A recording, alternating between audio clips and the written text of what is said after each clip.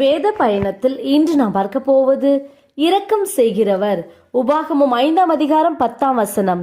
என்னிடத்தில் அன்பு கூர்ந்து என் கற்பனைகளை கை கொள்ளுகிறவர்களுக்கோ 1000 தலைமுறை மட்டும் இரக்கம் செய்கிறவராய் இருக்கிறேன்.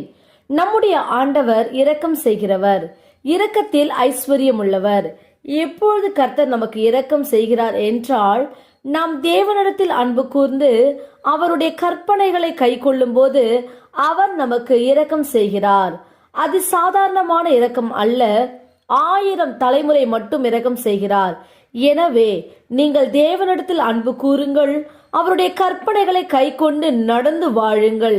கர்த்தர் உங்களுக்கு 1000 தலைமுறை மட்டும் இரக்கம் செய்ய வல்லவராய் இருக்கிறார். நாம் செபிப்போம். அன்பின் பிதாவை, கேட்ட வார்த்தையின்படியே நீர் எங்களுக்கு செய்ய போற கிருபைக்காய் ஸ்தோத்திரம். இயேசுவின் நாமத்தில் ஆமேன். கர்த்தர் தாமே இந்த வார்த்தைகளை கொண்டு உங்களை ஆசிர்வதிப்பாராக. ஆமேன்.